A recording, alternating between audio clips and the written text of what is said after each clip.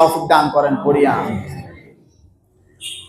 এই কারণে মা বোনেরাও যারা আছেন আপনারা 5 ওয়াক্ত নামাজ ঠিকভাবে আদায় করবেন। আমাদের মা বোনদের বাংলাদেশের নামাজ আল্লাহ মাফ করুক। আমি আমার মা চাচিদেরকেও দেখছি, বর্তমানেও আমি আমার রিলেটিভ আত্মীয় স্বজন যারা আছে আমি দেখি আমাদের মা বোনরা নামাজ পড়ে মাশাআল্লাহ, কিন্তু জোহরেরটা আসরে, আসরেরটা মাগরিবে, মাগরিবটা এশারে, ফজরেরটা সূর্য উঠলে, এরকম অবশ্য আলহামদুলিল্লাহ বিজয় সিংহে নাই। আপনি দেখবেন উনি জোহরের আজান হয়ে গেছে, রান্না বান্না করতে করতে এটা করতে করতে, এখন তো দিন ছোট না, দিনের 3টা বাজে ওনার রান্না খাবার দাবার শেষ হয়েছে, এরপরে উনি তো গোসল করতে যাইতেছে, কি লাগে যান জোহরের নামাজ বাকি রয়েছে,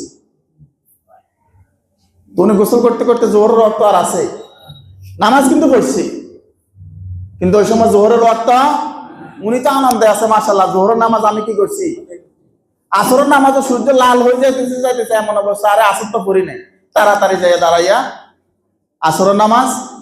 এটা ওয়াজ আপনাদেরকে দিয়ে দিছে, ওয়াজ আপনারা ঘরে নিয়া স্বামী যারা আছেন স্ত্রীকে দিবেন, ভাই যারা আছেন বোনকে দিবেন, মাকে দিবেন, সবাইকে শোনায় দিবেন যে নামাজ ওয়াক্ত মতো পড়তে হবে। কি মতো?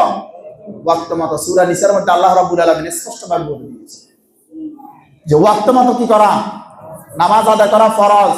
নামাজ আদায় করা কি ওয়াক্ত মতো, সালাত আদায় করা কি ফরজ। ওয়াক্ত ছুটে গেলে এই নামাজ পড়ে আর কোনো লাভ হবে না।